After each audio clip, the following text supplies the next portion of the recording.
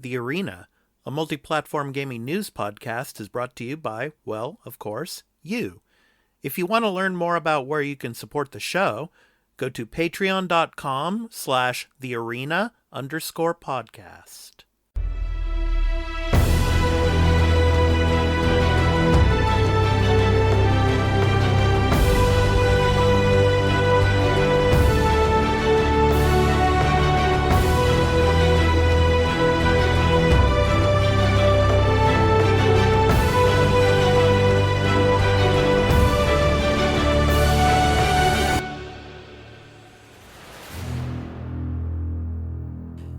Hey everyone, welcome to The Arena, a multi-platform gaming news podcast. This is episode 47.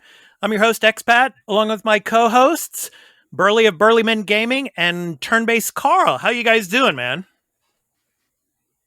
Burly, how you doing? Oh, yeah. I'm doing good. Doing good? All right. Carl, how about you, man? Ready to talk about video games, yeah. Excellent. So, yeah, the Olympics are in full swing here. And, America is doing very well. And Japan. Japan's doing very well as well. So, I'm happy for that. You guys watching it all? No, of course not. Just playing games, right? Just say, I never watch the Olympics in a normal year. Uh-huh. And this year, it's like, I don't have cable or satellite or any of that, and it's like I'm not going to pull up a tab in my browser, look up the Olympics, try and find a place where I can watch it live. Yeah. One more week, and I'm telling you right now, guys, it's funny how the Japanese Olympic Committee, when they were organizing and they were bidding for the games, they said to the International Olympic Committee, and I don't know how they bought this, the IOC, but the Japanese Olympic Committee, they're like, the weather in Japan in July is very mild. I heard this story, yeah. I cannot believe the IOC fell for that. It is a tropical country here. I mean, it is an island tropical country, and it's like 35 plus degrees and 100% humidity in July and into August. I mean, how could they fall for that, man? So next week, this coming week are, of course, most of the marathon and the running events. You're going to see people fall, man. There are going to be people falling. In the triathlon, there was a guy, they had to wheelchair him out. It was that bad. And it's going to get really, really bad, man. Yeah. Even if they do it in the evening, it's still like 28 degrees and 70-80% humidity. Oh, God. Yeah. They're going to fall, man. They're going to fall. And, we'll see.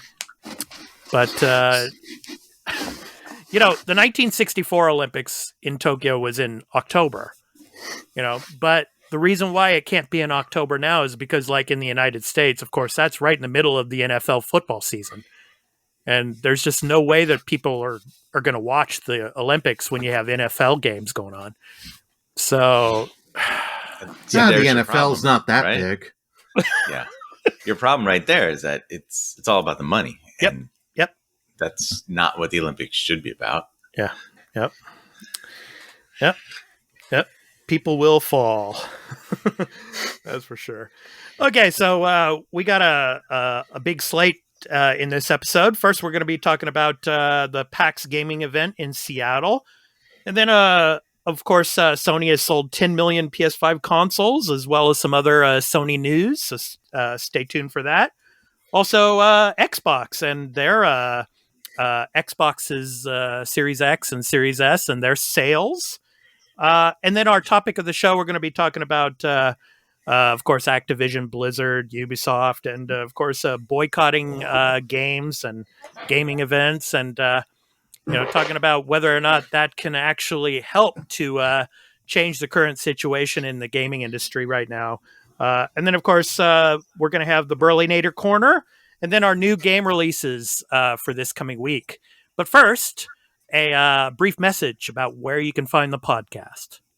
Before the crew discuss what they have been playing, this episode of The Arena, a multi-platform gaming news podcast, will be going to Patreon in get early access for a day after recording. So if you would like to support the show and become a patron at the entry tier 1 level at $1 per month, and get early access to every episode and listen ad-free along with other perks, including exclusive post-show content plus special bonus episodes, please visit patreon.com/thearena_podcast for further details. On Sundays each week, the podcast will be uploaded to all free podcast services, where you can find us on any podcast app for iOS or Android, Spotify, Amazon Music, and on Expat's YouTube channel, Expat2020 Gaming. Just download your favorite podcast app or open Spotify and search for The Arena, a multi-platform gaming news podcast. Subscribe, follow us, post a review, and leave us questions, comments, and feedback if you like, if that feature is available there, and spread the word about the podcast. We also have a Discord called The Arena Podcast, where you can join and chat with the Arena Podcast community, and the podcast website is at thearenapodcast.podbean.com, where you can follow us and leave questions and comments as well. Finally, you can also follow us on Twitter at thearenaampgnp, as well as on Instagram at thearena_podcast. Now, back to the show. Okay, guys, I'm going to talk first about what I've been playing. I finished that game called... Yeah, thanks, man. I finished that game called Last Stop. It was on Xbox Game Pass, and it's by Annapurna Interactive. It's a very fun game. It's interesting how there's like 3 main characters, but there's actually 4 characters in this game. But it's funny how these worlds collide. I mean, it's almost like TV episodes in a sense. So you have the 3 main characters, but there's a 4th character that has kind of an identity crisis with one of the characters, which is quite interesting. But anyway, and then towards the end of the game, it's really weird. It kind of gets into like Stranger Things type of territory. I recommend it. It's not like for example, the Dark Pictures anthology series or like Until Dawn or anything like that, where, the decisions you make at a specific moment will lead to a particular character's death or whatnot. But you do have to make a decision at the end of the game that will determine how the game ends in a certain way for all of the characters, because there are 6 main chapters in this game. And so each chapter has a segment for each character. And then after those 6 chapters, the 7th and final chapter, all of those characters' stories come together. And then at the end of the game, you have to make some pretty important decisions as to how the game ends.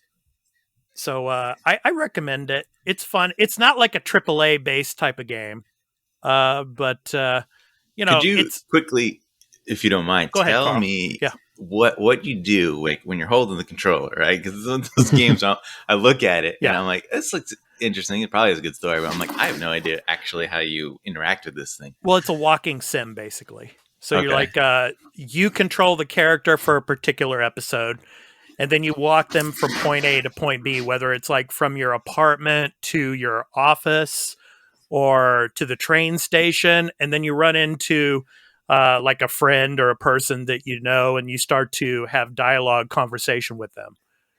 So that's pretty much how it is throughout the whole choices. game. There's no puzzles or anything, I assume. No. Just straight. No. Okay. Yeah. Just dialogue. Yeah, just dialogue. So, I've been playing that. And then, of course, I started The Ascent. Of course, the twin stick RPG. And I'm telling you now, I'm playing it in single player mode.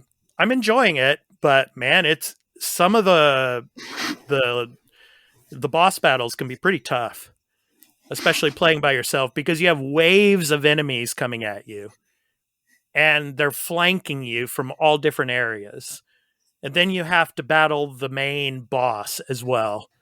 So it's really important, I think. So I think I've made the mistake so far in this game where I haven't played any of the side quests.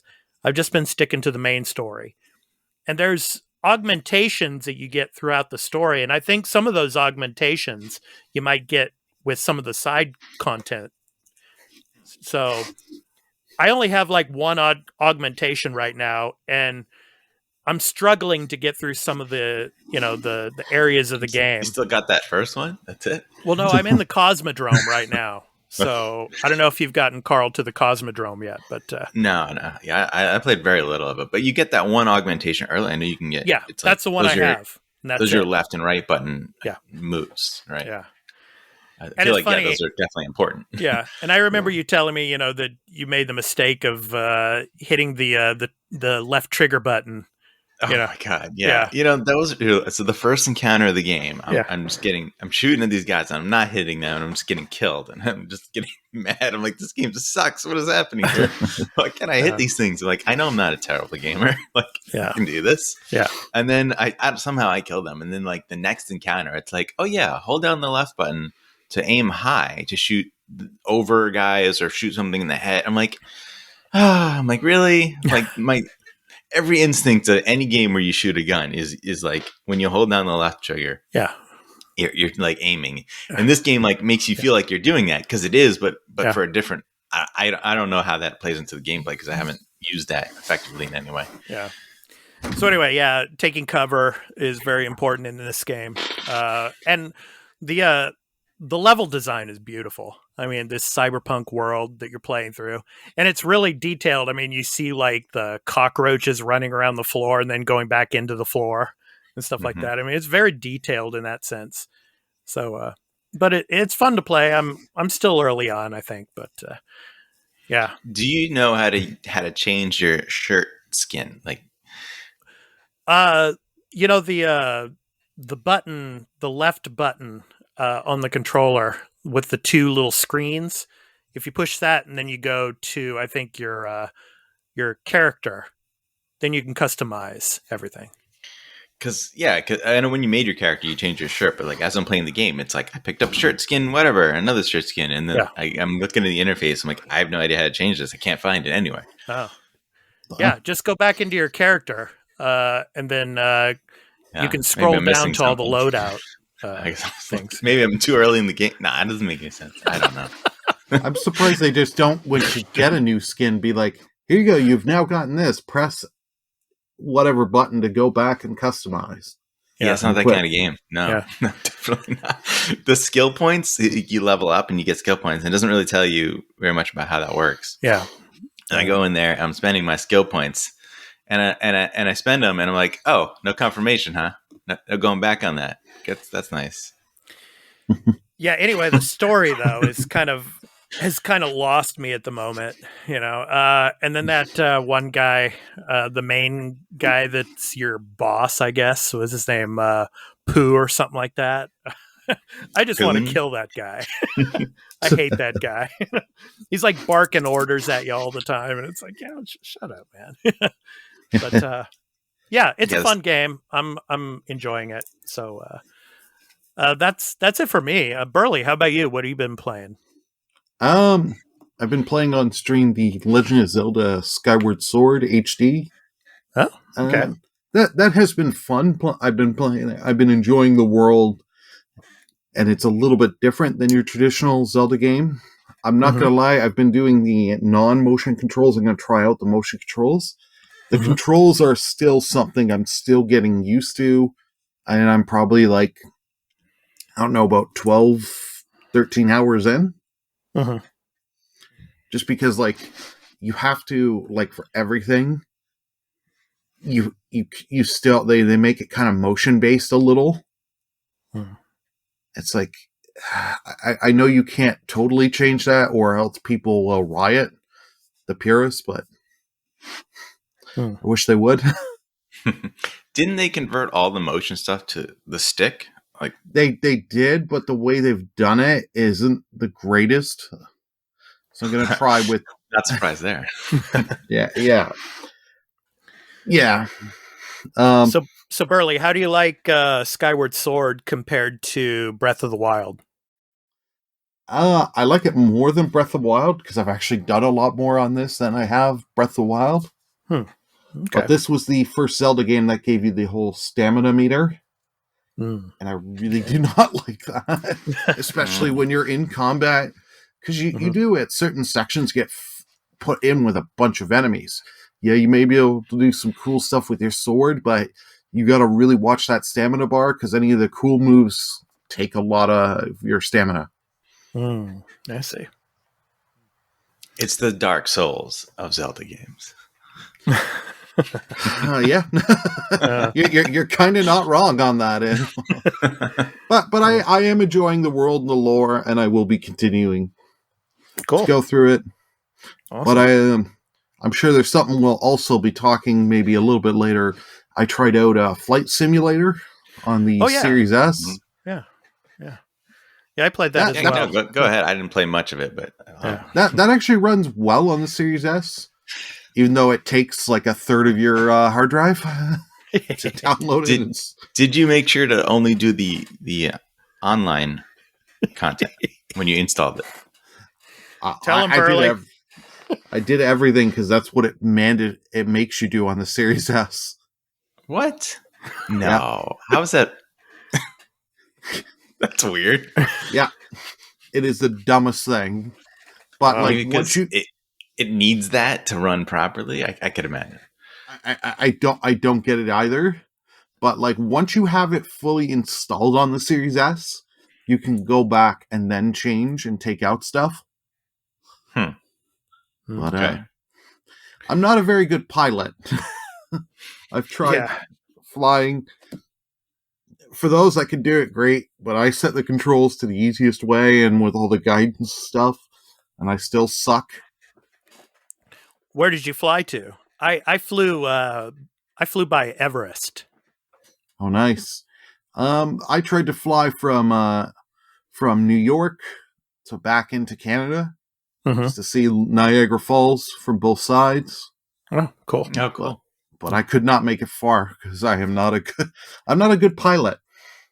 Did you get to Niagara Falls? No.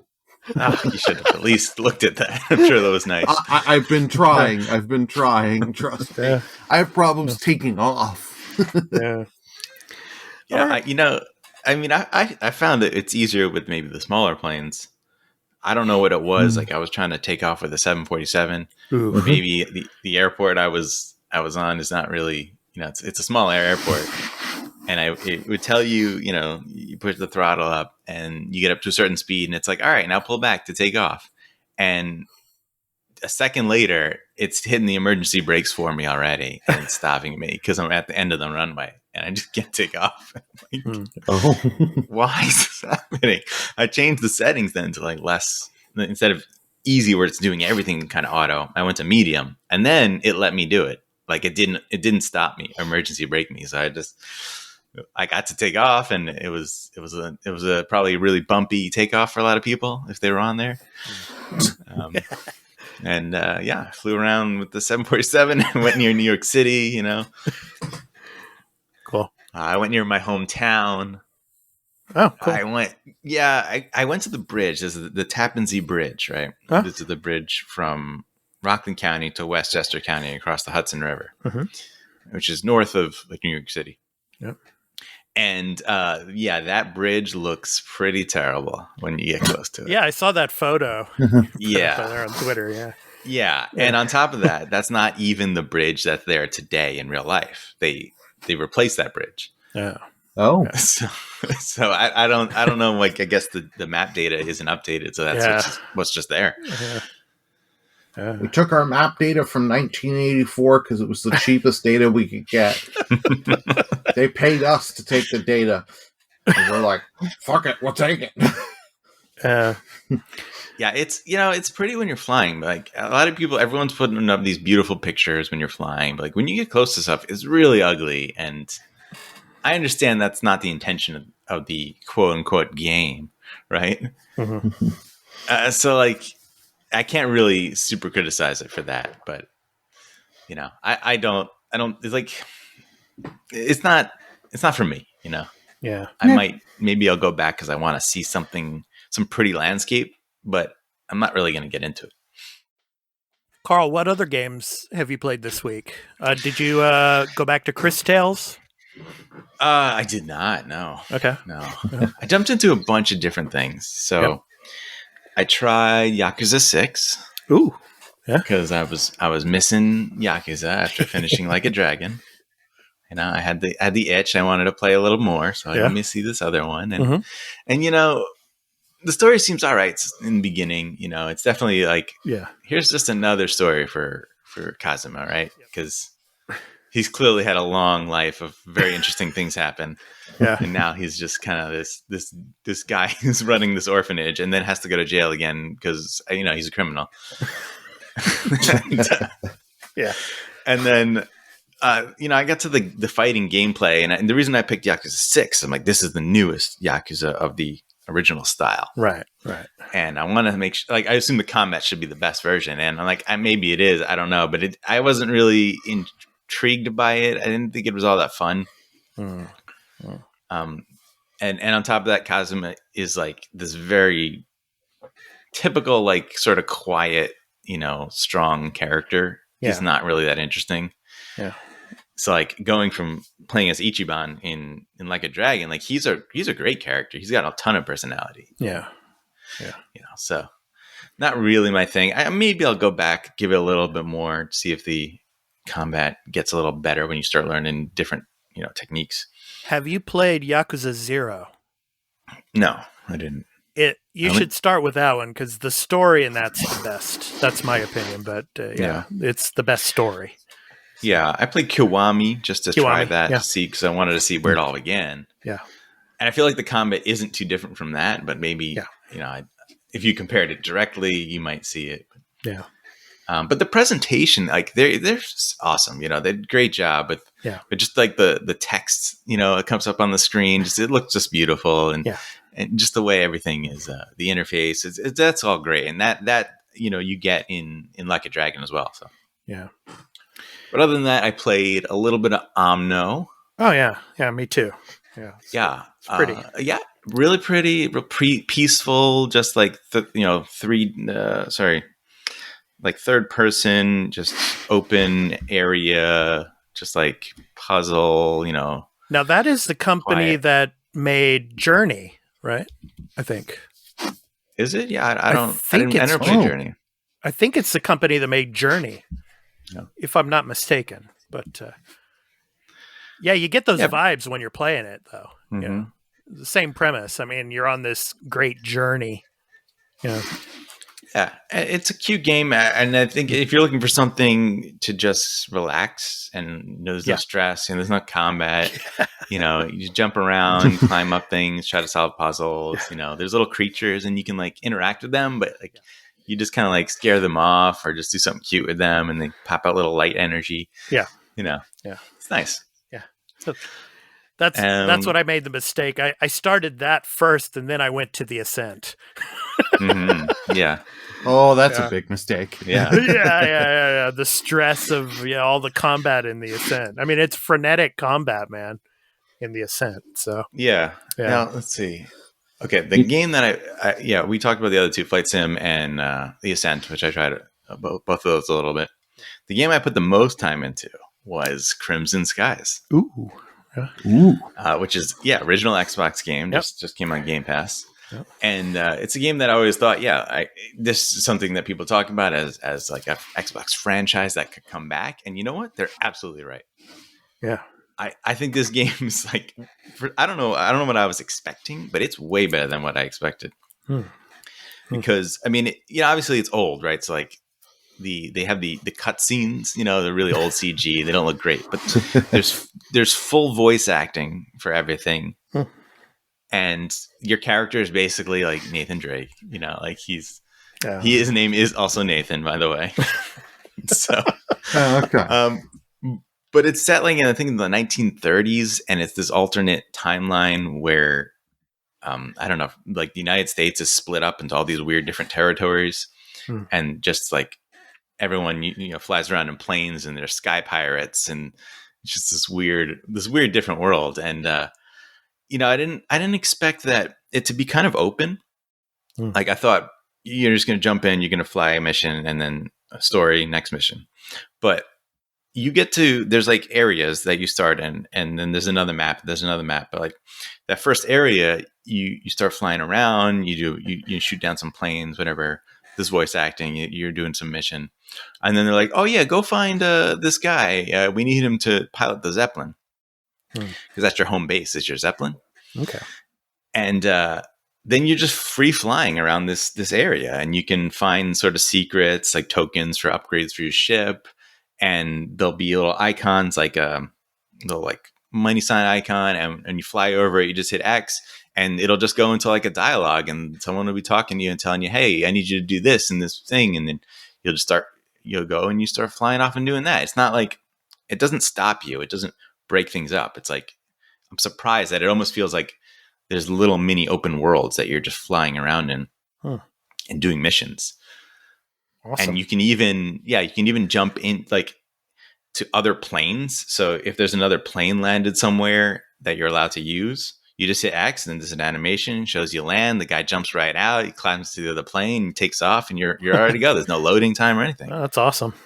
Yeah, and you can jump into turrets. So like there's gun turrets. You can jump into the Zeppelin turrets at any time, and you can.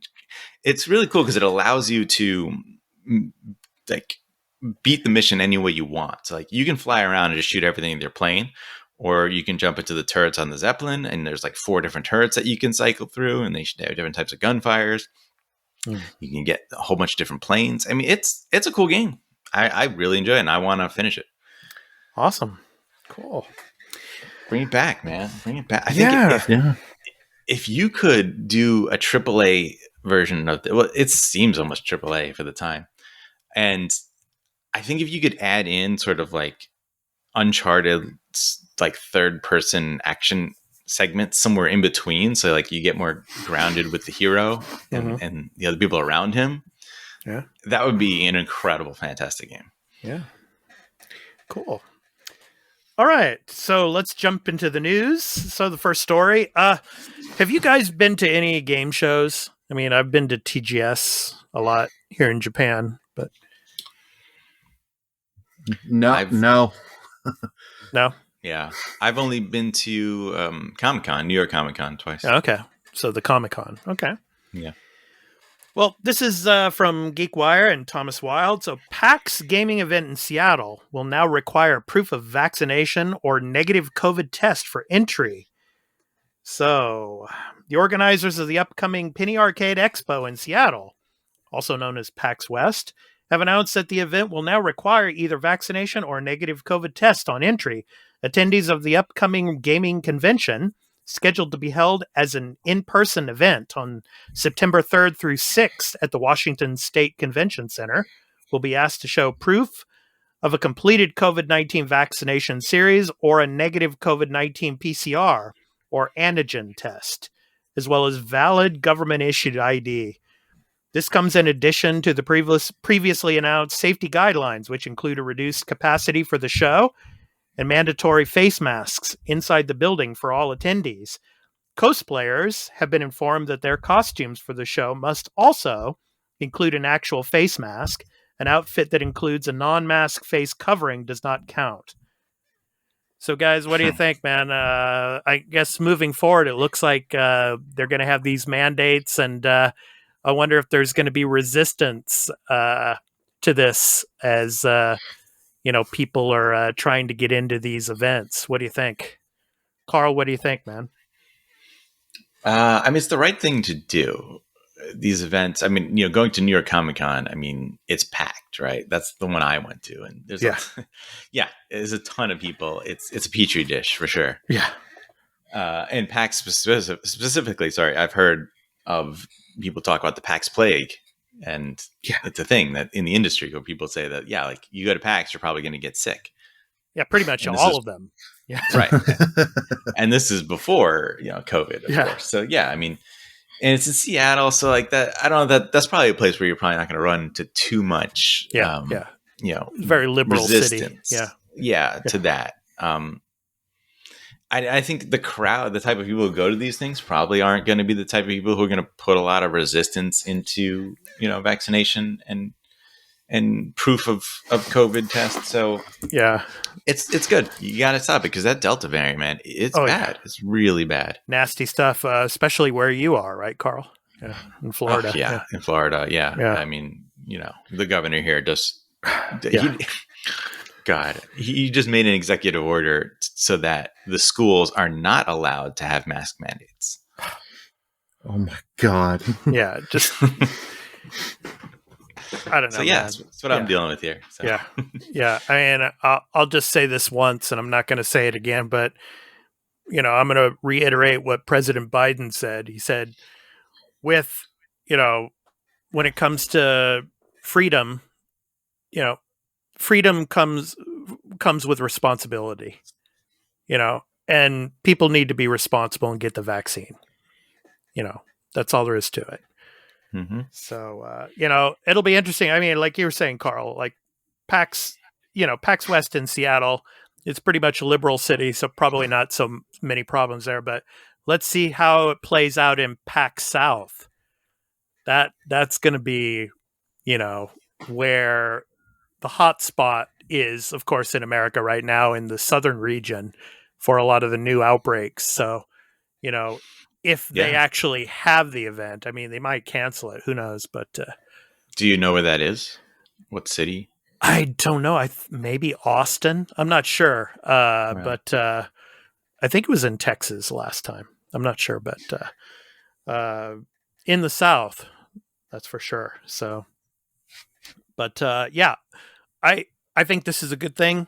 I mean, it's a good start. I mean, if you're going to have a gaming event, these type of precautions are necessary. So, if you don't have a vaccine, you're not getting in. So, I don't know. Burly, what's your say on this? Well, it's good that they're doing this, that you've got to have either COVID negative tests or have your vaccinations. I'm still surprised with everything going on with the Delta variant that PAX is still happening. Yeah. That's still surprising to me. And you're still going to get rebels. People that are going to say, I gotta wear a mask, gotta have vaccines, go in. You're infringing on my rights. You're going to get people that are going to be like that no matter what. Shame. Shame. Oh, God. Shame. Yeah, exactly. Yes.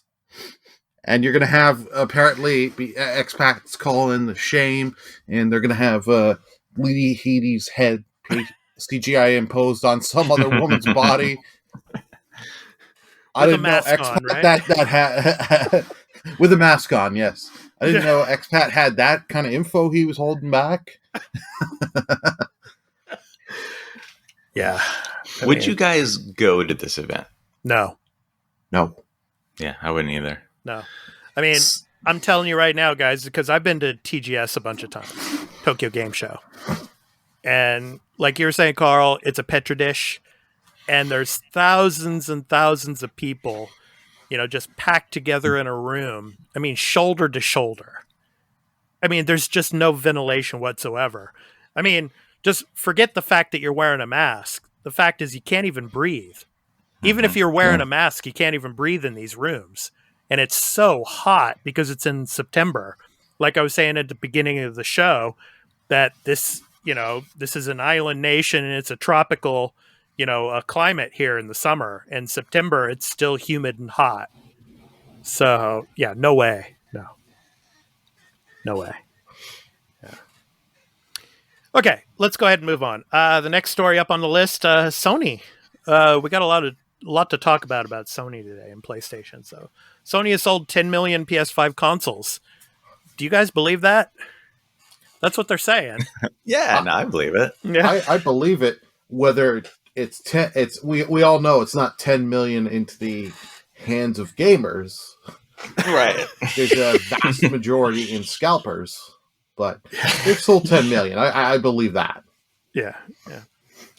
So it's the fastest selling console. Yeah, go ahead, Carl. I'd be curious. What percentage really is in scalper hands? I mean, it can't. I mean, there's a lot for sure, but what is a lot compared to 10 million? Right? Is there a million? It seems like that would be too much, right? Maybe we're talking about like 500,000. That seems possible. Yeah. So anyway, this is from The Verge and Tom Warren. So Sony has now sold more than 10 million PS5 consoles. That's up more than 2 million sales from the 7.8 million Sony previously revealed in April. And it means the PS5 continues to outpace sales of the PS4, making it the fastest selling console in Sony's history. So, yeah, I don't know, man. It's interesting. That's a impressive number. But, I mean, what do you think this could have been if we would have had all the chips, and, everything that is hard to come by right now, like the processors and stuff like that. If there wasn't any shortages, this could have been maybe 20 million. I don't know. That's just my opinion, but yeah. I mean, I think 20 million's a little high. Yeah. I could see it to be about like 12 to maybe 15 on the high end. It's just because of the high cost, and let's not mince words. Let's not pussyfoot around. They don't have as many exclusives and we're also in a giant pandemic, and a lot of people are not working. Yeah, and you have to factor in the regional areas too. I mean, out here in Japan, it's been very, very hard to find one, and so if there weren't any shortages, they would have been just selling like hotcakes here. So. I think regardless of the chip shortage, they're gonna sell out, right? It would have been hard to find anyway. So like Burly said, maybe 12 seems reasonable. Maybe what they could have hit. I don't think the chip shortage is really hitting them that hard, right? That like we couldn't make 5 million more, like another half of what they've already produced. That seems like a lot. Yeah, but price seems not to be an issue, right? I mean, if this is the fastest selling, or selling faster than PS4, nobody doesn't matter. That's 500. Yeah, that's for sure. Yeah. I think console gamers, it's different now, right? We're hungrier than ever for better hardware, and this is because of the mid-gen refresh we had last gen. Yeah. Like, I think that taught. This is like the core gamer, right? The people who are the most into this. It taught us that like this is awesome. This is really worth it. Like, there's you're going to get a lot of value out of that. Yeah. If you love these type of games, the console, that's where you want to play. You should have. And if you're an Xbox gamer, you should have bought a 1X. If you're a PlayStation gamer, you should have bought a PS4 Pro. Yeah. So like these 10 million are definitely the people who bought those as well. They're the early adopters, and they were going to buy it no matter what. Yeah. Yep, the hardcore gamers. Yep, definitely. Okay, so let's talk about the other story on the PlayStation front. Of course, the SSD situation. And Burly, I know you have some stuff you want to say about this. So Sony finally offered further clarification over which M.2 SSD drives can and can't be used in conjunction with the console. As expected, it must be a PCIe Gen 4 NVMe drive, and Sony recommends a read speed of 5,500 MB per second or faster. Both single and double-sided drives are supported. The specifications note that 25mm wide drives are not supported, so be sure to purchase an M2 drive that is 22mm wide. To be sure you have the right size, look out for M2 drives labeled as 2230, 2242, 2260, 2280, or 22110. However, Sony warns that it cannot guarantee that all M2 drives meeting its specifications will work with the PS5. So this is from over at IGN. And it says also, importantly, this is very important here. Sony says any M2 drive installed will require a heatsink to dissipate any additional heat generated by the SSD. It should be noted that many M2 drives purchasable on the market do not come with integrated heat sinks. And so users looking to simply plug and play should opt for an M2 drive with a built-in heatsink, no more than 11.25 millimeters tall. So, I don't know, man. And I saw, on Twitter, there was a posting where it showed the person actually installing. They were putting the 1 terabyte card in the back of the Xbox Series X. Boom, easy. Mm-hmm. And then putting the SSD drive into the PS5. It's like take off the top, casing, and then you have your screws and everything, and then you have to unscrew it. The Tom Warren one? Yeah, that's the Tom Warren one. Yeah. That's the one I'm talking about. And then you have to screw it in. On. It was a good joke. I enjoyed it. And I retweeted, and I was saying in there, it's like, this reminds me of Japan. I mean, because Japan makes it difficult, easy things difficult. Yeah, that explains it. Yeah. So anyway, what do you guys think? Burly, I'll start with you on this one. Go ahead. Your SSD rant here. Yeah. What makes you think I'm going to go? Yeah, you know me. Okay, first off, Sony, finally you give us some information, but there's a little key things that have also come out. This is only for beta users. You have to have the beta firmware of your PS5 to do this. Yep. At the moment. Yep. And also, Sony has guaranteed, even if you get ones that do work, you will not necessarily get the same performance for certain games on there. Yeah. So it's like, you have botched this. Like, if I go spend the money, because these SSDs are not cheap, the ones that people have found that will work on the PS5 are not cheap. Like, I think a 1 terabyte was like $300 something US. There's some out there for like $250. I saw $275. Yeah. There may be. But like, it's just insane that if I buy one of these, take the time, put it in my console, I want to move over Ratchet & Clank over there. That Ratchet & Clank may not perform as well because of this. It's like, how do you botch this? Like, I don't get it. And then they're like, well, to see if the SSD works, go to the manufacturer of the SSD, because we don't want to be a part of it. It's like, you guys should have had this stuff figured out when the PS5 launched. Microsoft did it right. People were all pissed off because it's proprietary Seagate only cards. Yeah. But you know what? It's plug and play. You know it'll work.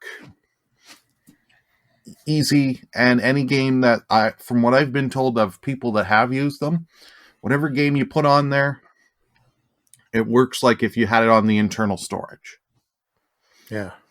Yeah, I actually went and to check to see if anybody tested that. And I saw some speed tests, and they showed that there was a variance of maybe like 1 or 2 seconds on some games. You know, a very, very small variance. But for the most part, yeah, you're getting pretty much the same performance. Yeah.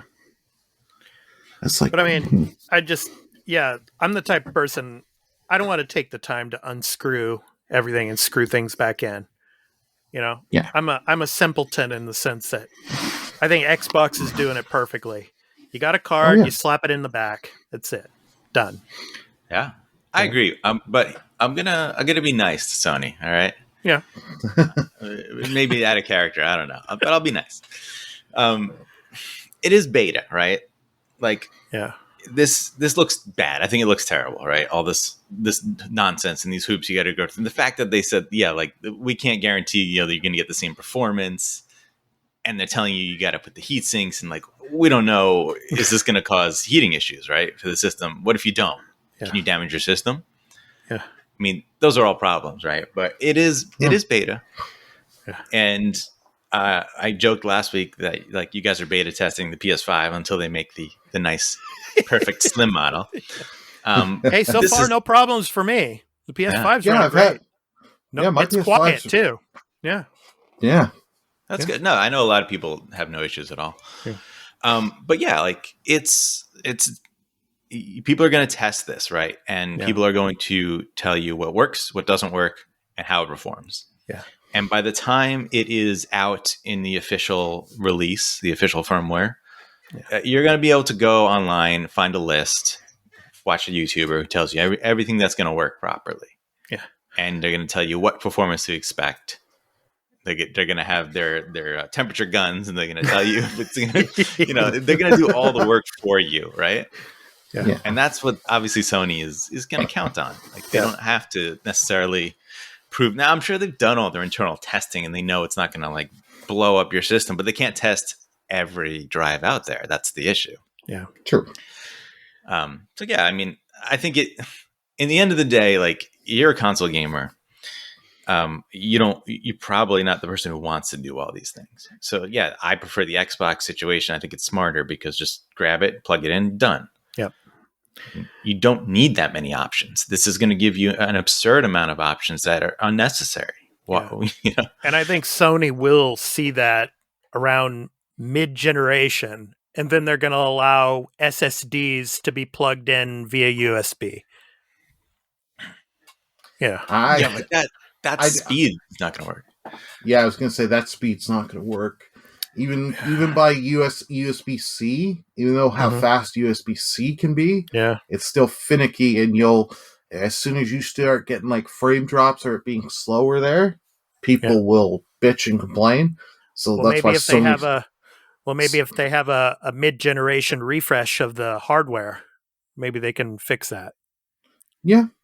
Maybe. It's a possibility, but you need a specific type of interface, which is why the Xbox One works. I actually looked into. I was curious in all this discussion, what's actually inside that Seagate expansion drive, and to my surprise, it's not like a regular NVMe hard drive. It's like it's a PCB, and it's got your standard like PCI whatever controller chip. And then it has your like NAND whatever memory, right? And that runs at that speed. And then it's a compact flash express interface, which is a specific type of like memory card you get for like a camera, like a high end video, like photo camera.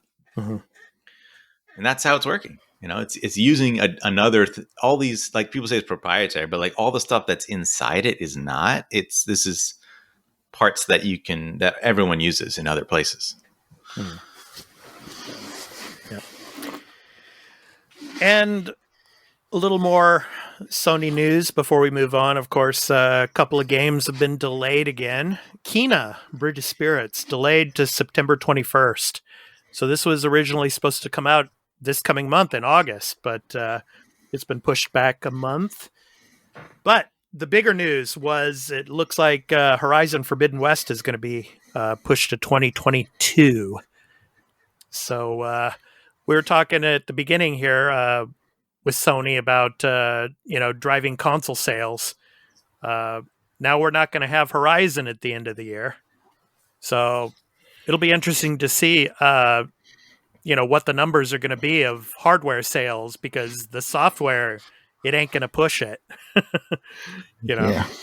So, Burly, I think you had something to say about Horizon, right? Yeah. I'm also going to say a little thing with Kena. I'm kind of glad Kena got pushed back, because where Kena was, it was not in a good spot.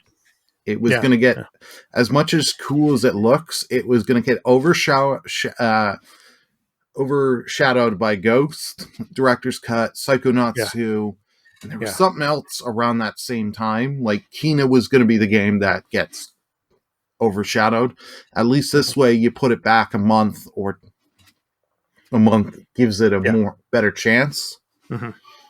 But Horizon, I'm not surprised, because we're almost in August and we still hadn't got a release date. It was like, when are you going to give us that release date? Yeah.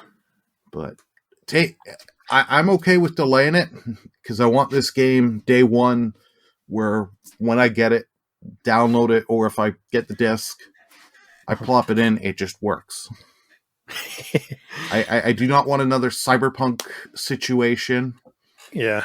Where I need to download a 70 gig patch on day one to make the game playable. Yeah. Yeah, I mean, and they are making it for PS4 and PS5, so they do have more work to do than previously. Yeah. Speaking of being overshadowed, I was going to say something about Xbox. The Ascent with that the Halo Infinite multiplayer beta coming out. Boy, man, that that blew some of the steam off of the Ascent's release. I was going on about that on Twitter. I was like, come on, like why are you going to release the Halo Infinite test the same day as this indie that's on Game Pass that you showed at multiple Xbox events, right? Yep. But then the reviews came out and I was like, oh yeah, okay, I guess. That's the thing with indies, you never know. Like they might be incredible. There's a lot of great indies out there, but this is why I'm not a big indie gamer, is because for every great indie out there, there's like 100, mediocre bad ones in that range. Yeah. And maybe you like The Ascent. I played a little bit, and I want to check out more of it. Yeah. But if it wasn't for Game Pass, and I looked at those reviews, I would not have bought. I wouldn't buy it. Just wouldn't. Yeah. Whereas for me, I'm into the twin stick shooter, so I would have probably bought it. But I mean, looking at the scores, it's hard to tell right now. I mean, I'm maybe about four hours into the game, and it's supposedly a 12 to 15 hour campaign. So I don't know. I can't really say.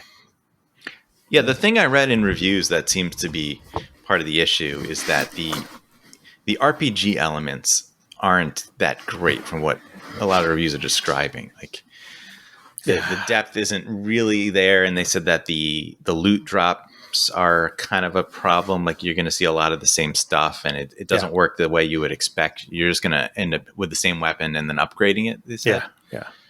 So, I think a lot of the reviewers, like it depends on the reviewer, but you might be someone who has a team versus someone who maybe like me, if I was reviewing it, like I don't have experience with that sort of thing. So I might have given it a better review, let's say, than someone who's really into that genre and is comparing it to other things, which there's no reason why that's not a valid thing to do. Yeah. Hey, okay, everybody. We had a little bit of a technical difficulty there. As Burly was saying, Horizon Forbidden West sabotaged our recording. So, no, I said Sony because the stuff we did for the SSD and talking about Horizon, we pushed them too far. We praise you, Sony gods. We praise you. They have eyes and ears everywhere. Yeah. Okay, so let's go ahead and move on. The next story we were going to talk about was Xbox, and the Series X and the Series S is the fastest selling Xbox ever, despite shortages. Hardware sales are up 172%. So this is from GameSpot and Eddie McCooch. The Xbox Series X and S console platforms, the fastest selling Xbox of all time so far, over a similar period of time in the market, with total sales reaching an estimated 6.5 million units. And there's a tweet here from Tom Warren. He says that Microsoft CEO at Satya Nadella on Xbox and gaming, quote, "We're all in on games. The Xbox Series S and X are out our fastest selling consoles ever, with more consoles sold life to date than any previous generation," end quote. So impressive number, 6.5 million. So my question is, moving forward, Carl and Burly, because as the previous story we were talking about with Sony, and they have 10 million at the moment sold of the PS5s, but no Horizon, no big games coming out.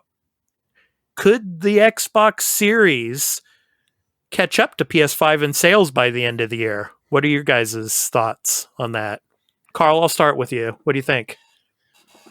Well, that's going to be tough. I think they definitely have an advantage now going to the holiday without Horizon Zero Dawn being there. Yeah. You got Forza Horizon 5. Yep. Yes, 5. 5. Doing the math in my head. In Mexico, yeah. And of course, you got Halo Infinite. Yep. And those are 2 very big games. And whether, you're someone who doesn't want to count those because that's all that Microsoft ever releases. But they're big games. A lot of people enjoy those type of games. Yeah. And that's a big reason.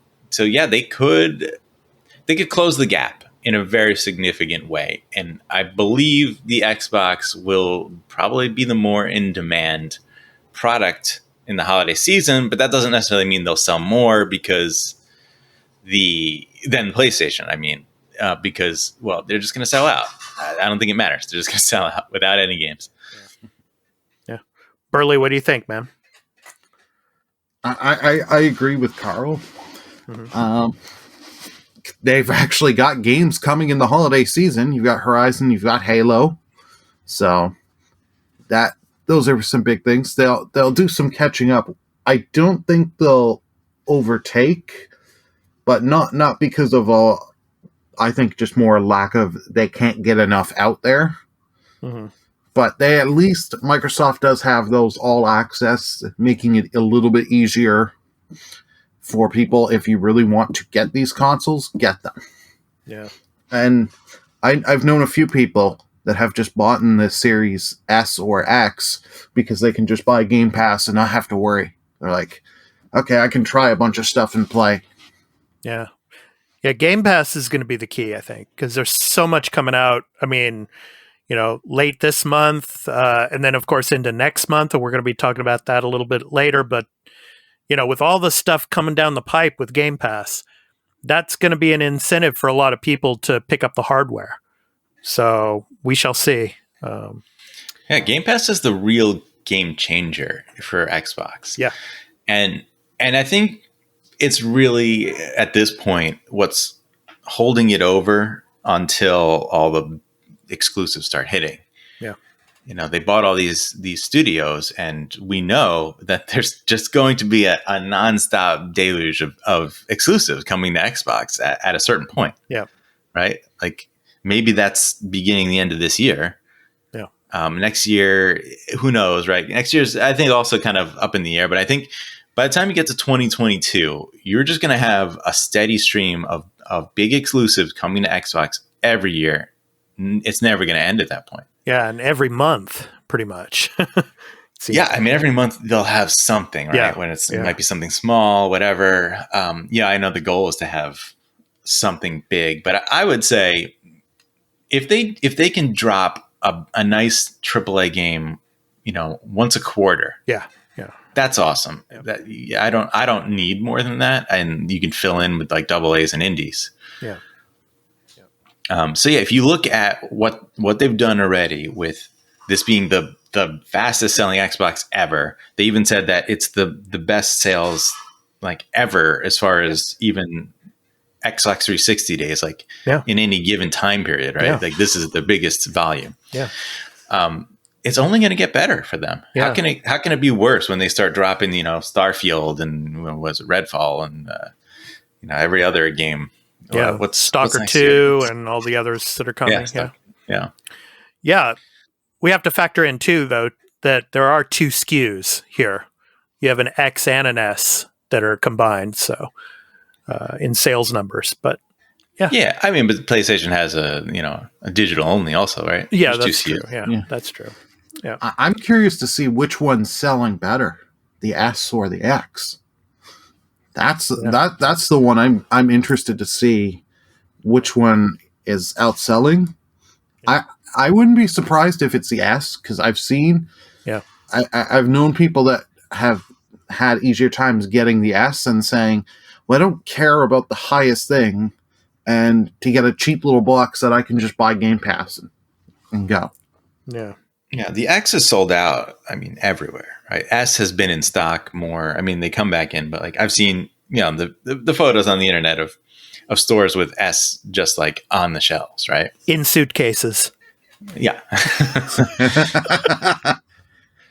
But the S, actually I saw interesting numbers for Japan and how, this is the best selling Xbox in Japan. Yep. It's looking like they might outsell all of Xbox One gen, very soon. Yeah. Yep. And the number breakdown that I saw for the X and the S, I think the S was like slightly ahead, but it was very close. So Japan, like, obviously is really into the little form factor there. Yeah, and it's all about Game Pass too. I think Game Pass is a big factor out here for that. Yeah, out here in Japan. So, yeah. Okay, so let's get to our topic of the show. So, all this stuff with Activision Blizzard. We have media outlets now that are starting to, for example, cancel coverage on Activision Blizzard, as well as certain events. Even Ubisoft employees are starting to speak out. Boycotting. Is this just another test of that's going to ultimately fail? I mean, we've seen in the past, these, protests and things that pick up some steam for a while, and then it starts to die out, and then it fades away. I don't know. I mean, is this the beginning of real change? Do you think that the boycotts of particular games from these companies, for example, gaming events that are being boycotted, ceasing of media coverage, do you think it has any longevity to it? What do you guys think? Burly, I'll start with you on this one. What do you think? The boycotting of coverage and playing their games, for most of the people that are going to speak out and say, especially on the content creator side, I don't buy it. Because so many of these content creators are going to go, well, if 20% are not going to play Diablo 2 at launch, there's a bigger market for me to get in the market share of this. And you can spin it any way of, well, I want to show for the good people that did work on this game, show off their vision and what they did. Yeah. I can see that. Do you see that on Twitch right now? Yeah. I see that's going to happen on Twitch and YouTube. Like, I know some of their games have taken dips on Twitch, but I don't have the numbers. But actually, enough their stock has dropped down quite a bit. Yeah, oh, that's good. Yeah, yeah. No, and that's a great thing. Yeah, that's what really needs to happen. All of this stuff needs to hurt their wallet, hurt their bottom line. Yeah. Otherwise, it's not going to matter. And if you can't do that in the long run, again, it won't matter. It'll just be forgotten. I mean, changes, may last as far as in the organization, and that's good. I mean, they're not going to go. They're going to have a watchful eye on this because obviously they're in legal trouble now, right? Yeah. Whatever that ends up ending with, there's gonna be changes in the corporate structure. Yeah, and that's good, but you have to hit them hard. And ceasing media coverage can actually work. And then how much that affects their bottom line, I don't know. But if it's a major, industry, I mean, like IGN, I don't know if they said what they're doing. Yeah. But their reach is very large, and if they aren't covering your game, there's a lot of people who won't be reading news about your game, and they might not be ready to buy it and pre-order it day one. Yeah. Well, there's a couple of media outlets here I want to list. Prima Games, and this is from Kotaku, best known for producing comprehensive strategy guides and walkthroughs for games. Indefinitely suspended coverage of games published by Ubisoft or Activision Blizzard. Also, gaming news and analysis site The Gamer will similarly halt coverage of Activision Blizzard games. And the popular YouTube channel Game Explain, which posts trailers, news, and reviews, offered a timeline for its coverage halt. So, yeah, I mean, some media outlets are starting to, move on this. So yeah. They need to, I don't think they communicate, right? But like, if some way they can all, a bunch of the major outlets can like say, hey, look, we're gonna cut out Activision Blizzard coverage for at least a significant portion of time, like, you know, the rest of the year. That's something, you know. But you know, if they don't have a major release, I guess they do. They have COD, so yeah.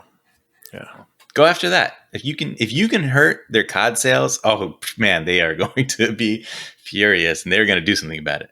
Yeah. Well, I think they're like big game right now that we know that's coming this year. It's coming in 2 months. Is the Diablo 2 remaster? Yeah. And yes, I don't think that game is going to do well. Like, we don't have a new. If I'm not mistaken, there hasn't been a new COD announced for this year, has there? Not official, right? Yeah, not officially yet. There's no name or anything, but yeah. But it's coming, right? We all know. Yeah. Now, Diablo 2, I mean, I don't think that game was ever going to be huge. I think there is a certain group of people who are just going to buy it, right? Then that they aren't going to be affected by this. Probably, they're probably just going to buy it. Yeah. It's a pretty looking remaster of a good game, but that doesn't necessarily sell huge, right? Depends. It has to be like, you know, a major franchise, right? Like Spyro and Crash, right? Those did huge numbers. Yeah. But your average remaster like that doesn't do huge numbers. I think the game would have done well if they didn't have this controversy, but I think this game's going to go not sell that good. Yeah, I mean, it will. I hope it does have a good effect. Yeah. I wonder how it's going to affect Diablo 4 when it comes out next year. It's going to come out next year, I think. So, yeah. Yeah, but it'll have forgotten by then, right? Yeah, hope not. Sad story, and then it just does incredibly well. Yeah. And everyone's talking about how amazing it is. Now, Carl, I know you and I talked about this on the Discord, but you know, I think from an individual standpoint for these employees that are, you know, suffering from discrimination and sexual harassment and stuff. I mean, I know, as you were saying to me, it would be difficult to do, and there's a lot of legal red tape and stuff like that, but they should really still try to unionize throughout the industry. I mean, if you had unions protecting these employees, you know, you probably wouldn't see a lot of these stories. I don't understand why they haven't done this in the past and tried to unionize. There's a lot of other countries that do have unions and don't have the legal loopholes and problems and all. Maybe it's just like in America and in the UK and things like that, but unions exist. So, I mean, even no matter how much time it takes, you would think that these employees would be trying to, you know, try to join a union. Yeah. The big problem is that unions in America, especially now, it's heavily politicized. Yeah. Right. So depending on which side of the political spectrum you fall, you might be very pro-union or you might be very anti-union. But isn't the gaming industry very liberal, though? Which would... For the most part, you'd think yes, but judging by the behavior of a lot of these people, I don't know that those are a lot of liberal people. Yeah. Well, yeah, big corporate, you know, top executive positions, yeah. Not to say that liberal people can't also be gross. They can. Yeah. But I think it's probably less common. I don't know the statistics on that. Yeah. Burly, what about in Canada for unionizing? How difficult is it? I don't think it's too bad for unionizing in Canada, but as a guy that works in the IT industry, they're not gonna. I kind of have a little bit of a different perspective because, like, in here we can't exactly unionize that easy because we're classified as basically like an emergency service kind of thing. Yeah. So basically, we get screwed. But I don't think they'll be able to unionize. They will fight tooth and nail on that because they're never gonna want these guys to unionize because you can't have them do crunch time and all that and work the insane hours. Yeah, because you're gonna have to hash out all those details and bargain them ahead of time. Yeah. Which means a lot more money that they have to pay out, which I guess might increase the price of our games. But if that's the price, then it's worth paying for, right? Like if $70 Sony games are paying for better work conditions for the employees, then I'd be happy to pay it. Yeah, like if that was that $10 increase reason, it was like, hey, our guys we now have unions. We don't have the crunch time anymore. We take longer and all this and that. Fine. Mm-hmm. Like, I can respect and understand that. It's more, hey, we just want more money because our CEO needs his 17th yacht this year. Right. Yeah. So, I mean, I do have a story with union. It's that I was working for a cable company, mm-hmm. and I was part of an effort to start a union. Yeah. And the problem that really happens is that once the company gets wind of the employees having this talk with a union rep and they start pushing the screws hard on employees at work. And you would think this would be illegal, but it's absolutely not. And what they do is they sat us down in multiple mandatory meetings that were just anti-union propaganda. Yeah. And that makes it really hard to get the vote. You need to have a certain number of votes. I think it's a simple majority, but I'm not 100% sure mm-hmm. of the employees. And then you can get the union formed. But once they start doing that, that's where the political aspect comes in, and it makes it really hard because you have a certain, I'm not going to say it's 50-50, but depending on the industry, of course, that's where it affects, the cable company, you got a lot of guys who might be more conservative there. Mm. And they're probably just not going to support it because political reasons, not because they're thinking about if it's better or worse for them. Yeah. Yeah, we shall see. But boycotts, canceling coverage.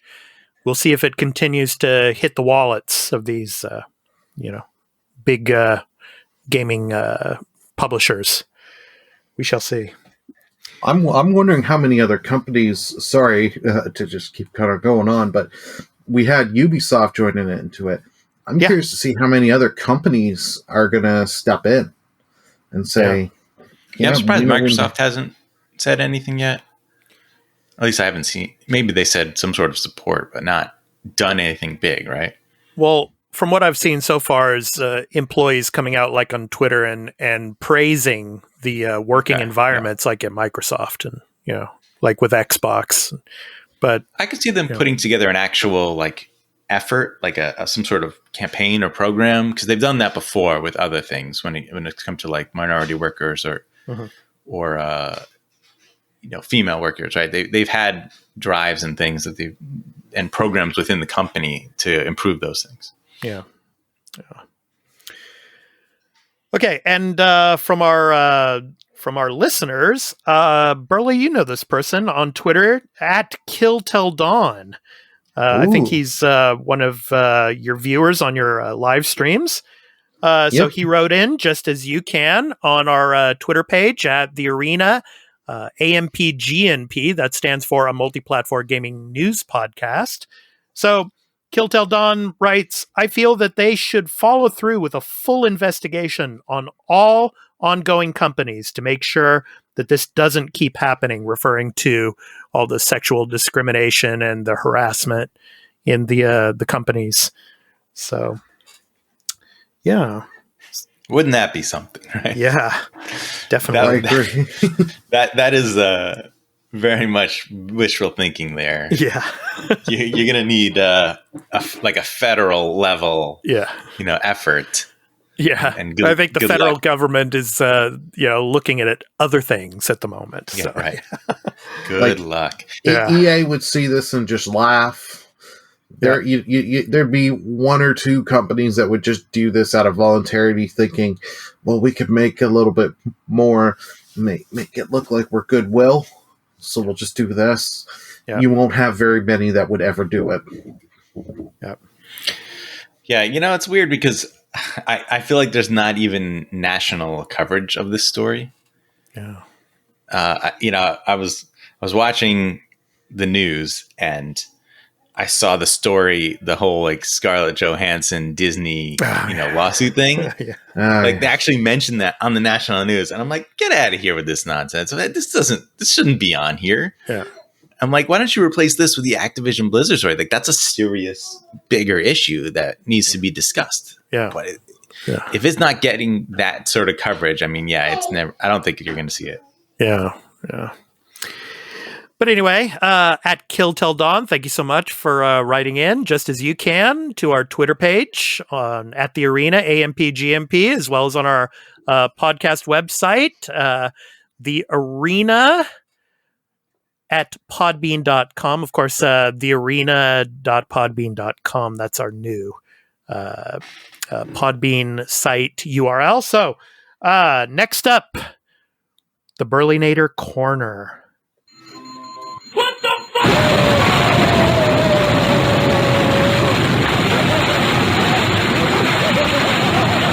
It's time for the Burlynator Corner, where our co-host Burly of BurlyMenGaming goes on his weekly rant from something in the world of gaming. Burly, take it away.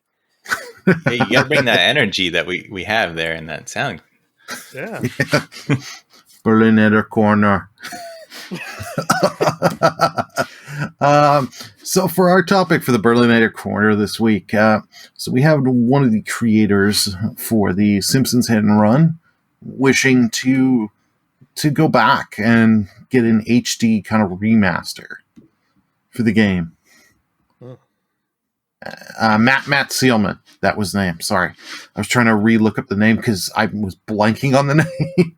Mm-hmm. And as a guy that just replayed through the game about a month ago, mm-hmm. Yeah, it's time. Like the game, going back to it, it can definitely use it needs a coat of paint and get some improvements, but it would be nice in the era of we've gotten so many of these remasters of other games. Be nice to see. So when did that game come out, Burly? I believe it was 2003, Simpsons Hit and Run. It was GameCube, PS2, Xbox, and PC. I see. Yeah, sorry. It was September 16th, 2003. It was developed by Radical Entertainment. Mm-hmm. It was published by Vivendi, Fox, and Sierra. I don't know how... Yeah, I see a lot of calls for this. Sorry. I'm sorry. No, go ahead. Yeah, it's, there is an effort and people really do want this to happen. I don't understand it 100% because I never played the game. And it just, to me, it's like, I guess it's one of the better licensed property type of games out there. I mean, what's the elevator pitch on like why this is something you should really play? It's like Simpsons Grand Theft Auto, but you're not just stuck as one character. You'll play a couple missions with Homer, then go to Bart, but the part of Springfield changes. And then you go as like every Simpsons member of the family except Maggie, but you get to also play as Apu. For some reason they figured, I don't know why let's make Apu playable, but it was neat. Mm-hmm. It's like you go through all different areas of Springfield. You can explore. There's lots of little references to the TV show of up to the episodes at that point. And cool costumes, cool vehicles. It'd just be nice to see what they would kind of do. Like the PC community, I tip my hats off to them because a lot of people have made so many cool mods with it. Mm-hmm. Of getting it like HDified, adding this in, adding that. Yeah, hey, they did the SpongeBob Battle for Bikini Bottom thing, so yeah, it's possible that it could happen with a game like this too. That was one that surprised me that was getting a remaster. Yeah, now they got that new game coming. The like Smash Brothers Nickelodeon brawler thing. Oh yeah. But I think it looks cool. See, whether it's good or not, I don't know if that's going to matter so much. I mean, people are just going to, kids and whatever are going to buy it. Even adults who grew up with those franchises are going to buy that game just because. And that always bothers me that like people sort of gave up on trying to make Smash clones. Like Sony made their effort and it wasn't great. But there's a lot of reasons why that didn't work out, and they should have gave it another try. Yeah. Okay, Burly. So that was from the Burlynator Corner for this week. Thank you so much. So now it's on to our new and upcoming video game releases for the week of August 2nd through 8th via Metacritic, as well as later on, we're going to talk about the PS Plus games for August and Xbox Live games with gold and Game Pass games coming for August. But first, let's go to the Metacritic games. There are 3 games on the list this week. So first up, Hunter's Arena Legends. So Hunter's Arena Legends coming out on August 3rd for PS5 and PS4. So yeah, so whoever can find a PS5, but you can also get it on PS4. Hunter's Arena is a 30-player PvP and PvE combat-based battle royale set in the ancient Asia, I think it's supposed to say. Survive and become the deadliest hunter in the world of Hunter's Arena. So, yeah, another one of those role-play, beat-em-up 3D multiplayer games. I don't know if you guys have heard of this one. Have you? Yeah, I've heard of it. It came out last year to Steam and PCs. Okay. Let's continue. Sorry, guys, we had some more technical difficulties there. So anyway, next up on the list for the Metacritic new game releases for this week, coming up August 2nd through 8th, Limnus Gate, coming out on August 3rd for PS5, Xbox Series X, PS4, Xbox One, and PC. So, first-person shooter strategy. So, Limnus Gate is a time-warping, turn-based combat strategy first-person shooter. Over 5 alternating turns taking place in a 25-degree time loop, you are called to master the unique abilities of a varied cast of deep space operatives and outskill, outsmart, and outmaneuver your opponent in mind-bending 4-dimensional battles. Limnus Gate twists time to subvert one of the relentlessly inventive multiplayer experience deeply rooted in tactical first-person shooter gameplay. Challenge yourself to think across 4 dimensions as you embark on the ultimate test of cognition and combat. So, yeah, coming out on the 28th. Yeah. So that game's coming to Game Pass, but it's not listed for some reason until August 3rd, yeah. Well, no, it says 9/28. That's weird. Yeah. It says August 3rd here on the Metacritic list. I think it's coming out August 3rd, but it's not coming out to Game Pass till September 28th. I see on their website it says September 28th. Maybe they got delayed. It's a possibility. I don't know, but this is what the Metacritic page says. So, man, you can't trust Metacritic. Page, so. What's that? Listen, you can't trust Metacritic. Come on, they can't even get their reviews for multiple platforms on one page. Don't even start with reviews, man. Don't even start with the reviews. We'll be here for 2 hours if we talk about reviews. Oh, God. They got PS5 versions of games with better scores than Xbox and PC versions. Yeah, can you believe that, man? Yeah, that's crazy. As if they're different games. Come on now. Okay, last up on the list here, the Falconeer Warrior Edition. So for PS5, PS4, and the Nintendo Switch on August 5th. More platforms coming later. So, that's okay. So that was exclusive on Xbox for a while. Yeah, and now they got to add something to it, right? And they're like, it's a different, better version. Yay. Yeah. Now, will this version you be able to actually control it? Oh God, yeah. One can only hope. I played some of this game on a live stream and it was terrible. I couldn't even watch it. Oh God, it was terrible. And I was telling you, I was like, "This looks bad," and you're like, try playing it. I'm like, you should switch. Yeah. Soar through the skies aboard a giant warbird in this BAFTA-nominated air combat game. Soar through the skies aboard a majestic warbird, explore a stunning oceanic world, and engage in epic aerial dogfights. Coming on August 5th to PlayStation and Switch. Yeah. So. And if you want epic aerial dogfights, just play Crimson Skies. There you go. Yeah. Okay, so let's move on. It's time for the PS Plus games. Burly, take it away, man. Alrighty. So, we might as well go for the first game, the one that was mentioned earlier, Hunter's Arena Legends. If you're a PS5 owner, this is your exclusive game of the month. Mm-hmm. I don't know if I'll download this or try this because this looks like one of those games I'm going to go in and play it for like 2 rounds and just get bored. But hey, they're giving it away.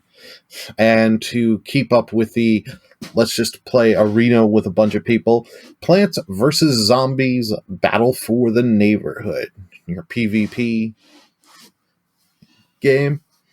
Mm-hmm. It was released way back in 2019. I thought it was older. Yeah, I thought it was older, but they pumped out a lot of these Plants vs. Zombie games at these time. Yeah.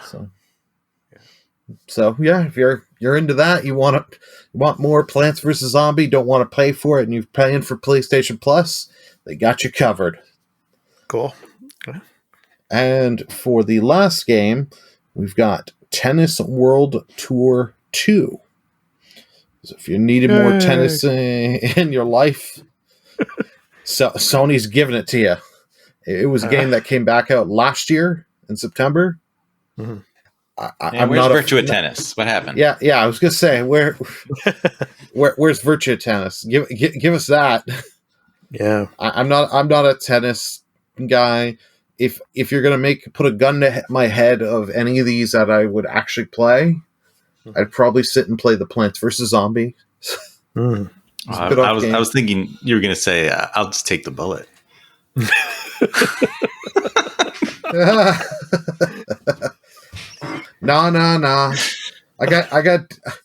I've got Ghost coming out later next month. After Ghost, we'll talk about the bullet.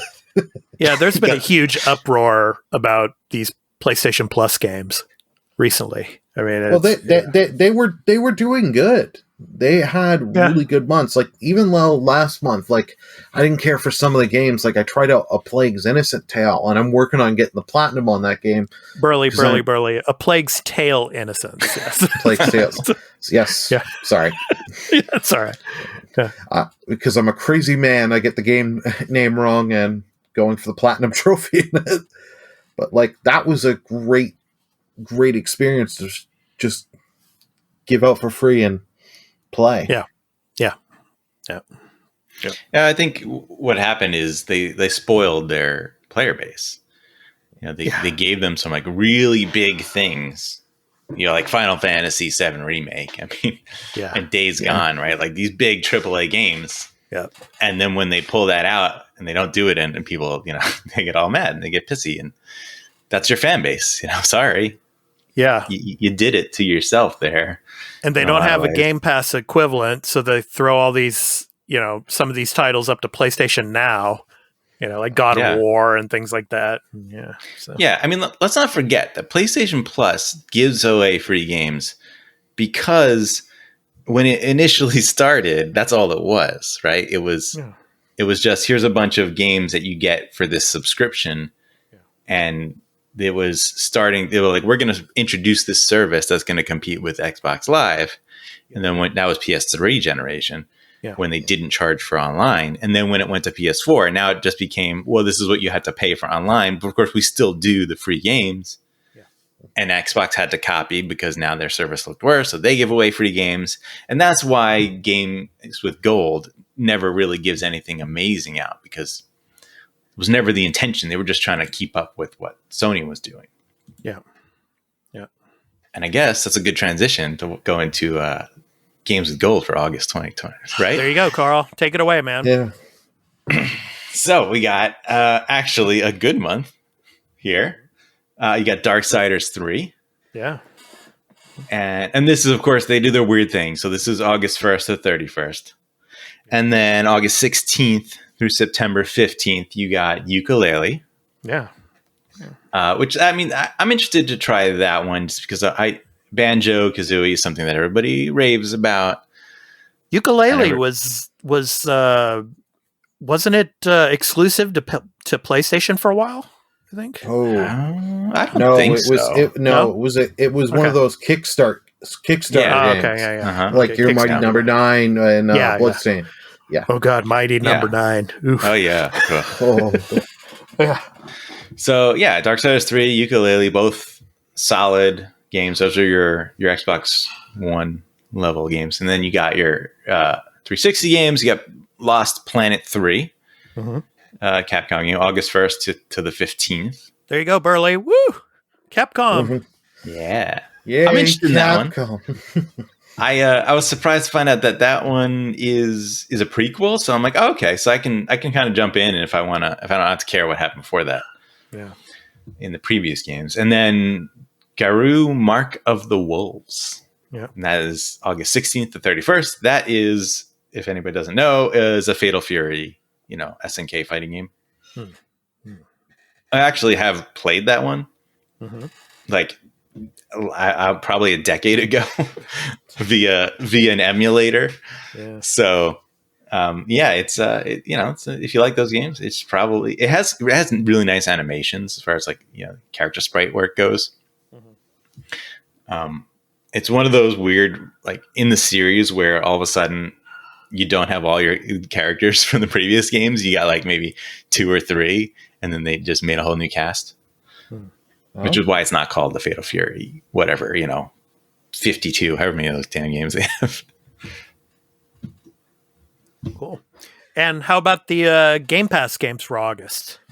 Game Pass. All right. So far as it is. Oh, I want to make a correction. I forgot one previously. Mm-hmm. And I want to point it out because they separate these things sometimes. Sometimes PC Game Pass gets things that doesn't come to console. Yeah. And I want people to remember that because there is a value there on PC. So it's something called Project Wingman. Came out on July 29th on Game Pass. Yeah. So only 2 days ago. And that's like your flight, dogfighting, jet combat thing. It looks fun. And for Game Pass, so far, this stuff changes. Yeah. And actually, I just saw a change. Skatebird was supposed to be August 12th on Game Pass, but that game actually just got delayed. So that's breaking news. I see. Yeah, Skatebird is now going to be September 16th. Yeah. So expect it on Game Pass then. It was originally supposed to come out on the 12th. Yeah. So you'll get that later. Then you got Hades, of course, August 13th. Yay. Game of the Year winner. Yep. Indie, sort of roguelite, I'd say, right? Mm-hmm. And then the 12 Minutes, highly anticipated game. Yes. Can't wait to play that. August 19th. Yeah. That's the one with the great voice cast. And Daisy Ridley. Yep. Yeah, James McAvoy, William Dafoe. Yep. Mm-hmm. Yep. Do the time loop. We got to figure out, what happened and why the events are going forward. Yep. I'm definitely gonna check that out. I mean, this is one of those games where I just looked at it and I knew I don't need to know anymore. I'll play this for sure. Yep. Yeah. Yep. Can't wait to play that story. Yep. And then, of course, Psychonauts 2 on the 25th of August. Cool. Yep. And there's been some good buzz. There was a test people got to play, a preview of it. Mm-hmm. Mostly said really good things. Gameplay. I think they said combat was one of the weaker areas of the game. But story, voice work, just the interesting worlds that you're going to encounter. Everyone's saying really good things. So look forward to that. Yeah. That does. Sorry to kind of interrupt. That doesn't surprise me as someone that recently played through the first game. Combat in that was not the greatest, but it's the story and the and the adventuring you're going on that really keep you going and wanting you to have more. Yeah. All right. So cool. Yeah, a lot of stuff coming in August. I think for me, 12 Minutes is probably the most anticipated. And then I still haven't played Hades yet, so I want to play that. Definitely want to play Hades. So, yeah, Hades was PC Switch only up until August now when that comes out. Yeah. And I want to play Psychonauts too, also. But 12 Minutes for August. That's the big game. Especially since Kena has now been delayed. Definitely 12 Minutes is my most anticipated game.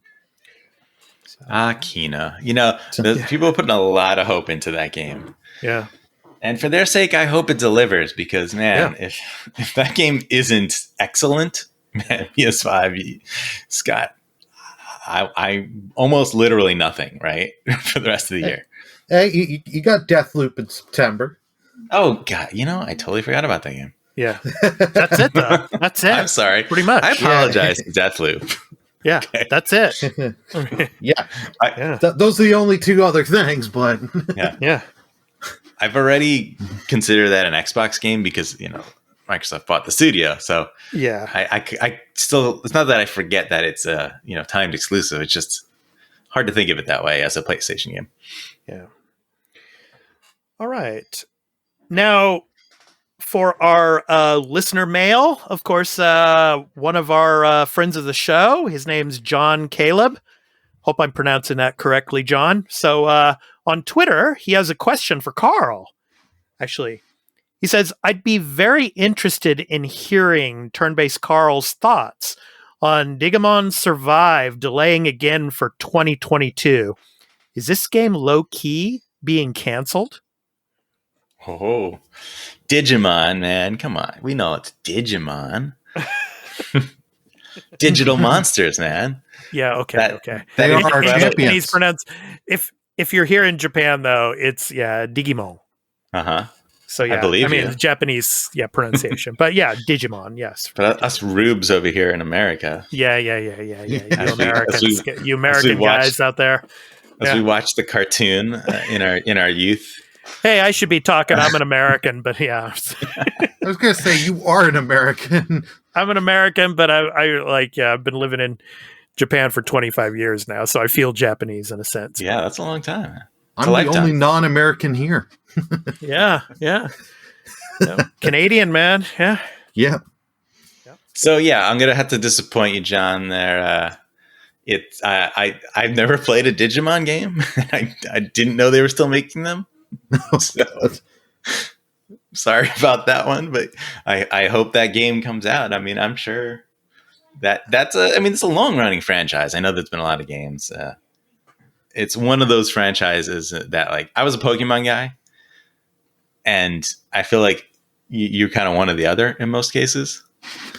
Mm-hmm. They came out pretty close in time. But Pokemon, the thing is, I was too old for Pokemon probably, but I played that, right? Because the Game Boy game was great. Digimon, I saw the cartoon a little bit and I'm like, I'm in high school already. I can't be watching Digimon. I can't be a big fan of that franchise. So Habu Kazumasa, he's the game's producer, said that due to the effects of the current world events is the reason why this is being delayed again. So it was previously delayed from 2020 to this year. So we'll see. But my thoughts on this, I wouldn't be surprised if they're nervous on putting this out because they've been working on this for a little while now. And they know you don't get this right, it ain't gonna do well. Yeah. I know the two RPGs that they put out, I think it was 2016 and 2018. Those did not too bad. Yeah. But I think they're going for this one a different tone. So. Yeah. Well, John, we want to thank you for giving us a question. And of course, all of you listeners on Twitter or on our page on Podbean, you can leave us questions and comments. Of course, if you join our Discord server, the Arena Podcast, you can also leave questions and comments as well there. So before we conclude the episode, I want to let everyone know where you can find me on social media. You can find my YouTube channels for gaming content at youtube.com/Expat2020 Gaming and at Expat2020.live, as well as the podcast channel for gaming, entertainment, and pop culture at youtube.com/The Arena Citadel. My other social media links to Twitter, Instagram, the Arena Podcast Discord server, and the podcast website are at Linktree. That's linktr.ee/Expat2020. I'm also a live streamer and a Twitch affiliate on twitch.tv/Expat2020, where I do occasional gaming live streams, and I'm on our new Twitch channel over at twitch.tv/thearena_podcast, where we do special event live streams for the podcast, as well as reactions to gaming news and a supplement to the show called The Arena, a multi-platform gaming news week in review live stream, which will be debuting on the new Twitch channel next week on Friday nights and Saturday mornings, depending where you are in the world. So check, I'll be posting on Twitter the times for that later on.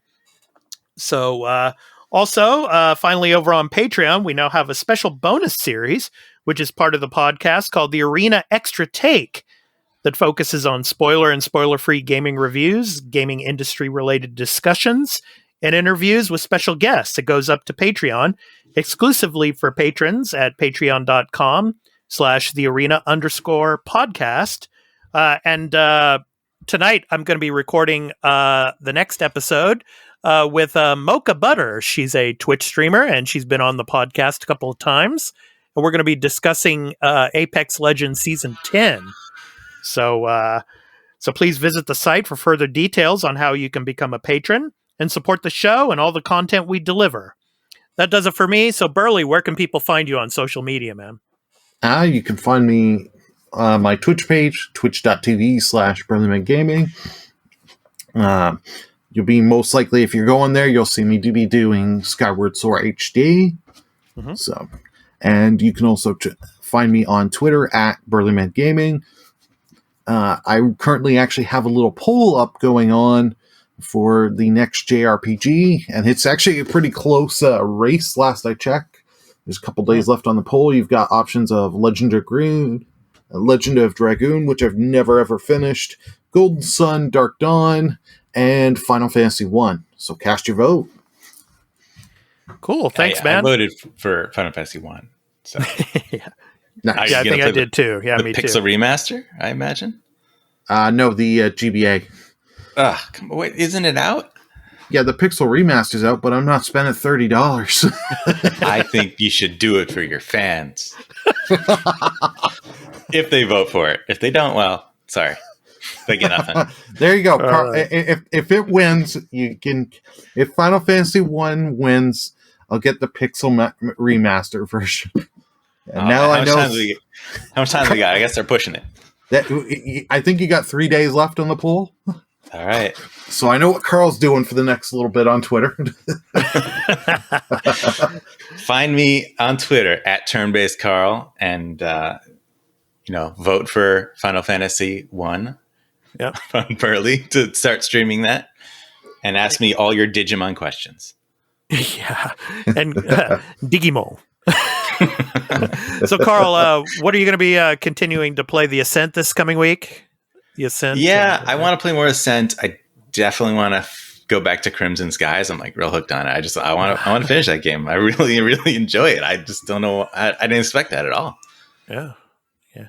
I'm going to continue with The Ascent and go back, and I want to play more of Omnu as well. So see where that goes. Yeah. So I want to check that out some more. So, all right. So to end the episode, our indie recording artist spotlight.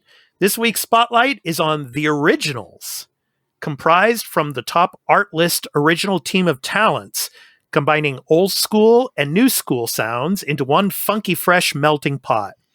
The Originals are a group of masters, each in his own field.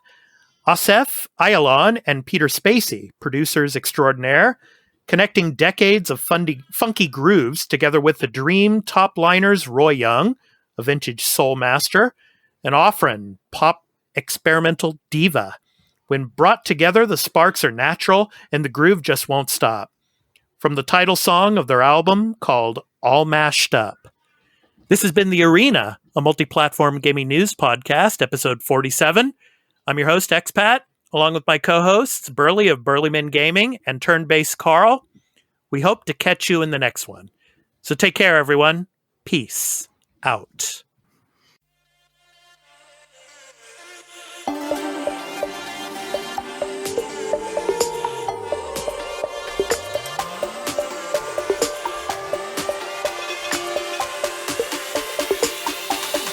This is music for the soul. Oh shit, please get on your knees. Came from the jungle, up in the trees. I got a few tricks up in the sleeve. One wrong move, I'ma let out the big shoes, check out the crease. Blow like I'm Bigfoot, step on the beat. Make a man's run till he step out the crease. When the whole place scream, gotta get out the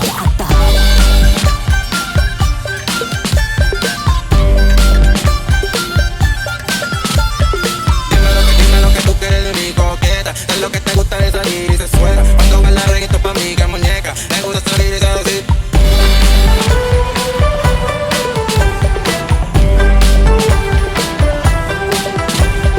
Watch me walk away, putting myself on display. 1, 2, 3 a day. I'm on my way, on my way. I'ma have you on tiptoes, watching my diamond afterglow. I know you wanna take me home. I'm on my way, on my way. I don't need your money, you can pay me in respect. Cause once I do it big, what's to follow is a check. I need 100 bags, nothing more, nothing less. And the ops feel away, cause I'm next, I'm a threat.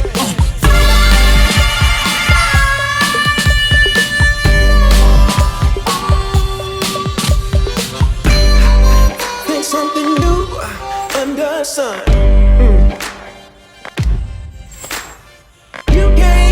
Take back them things you already done. No. You blame things that you do on somebody else. No. But they all see that you need help. You waste all of your time covering up your tracks. You try so hard, hoping that one day something gon' change.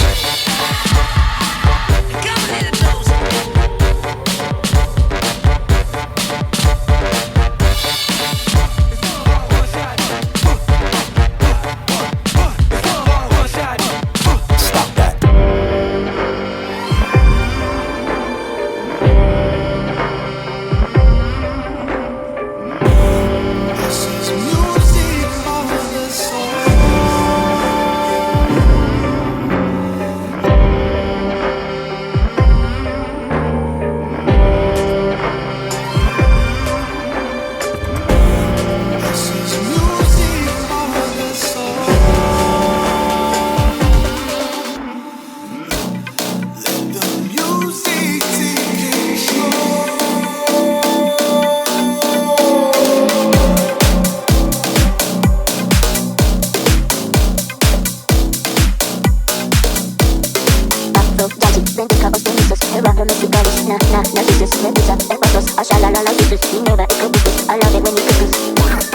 I am checked in the noise.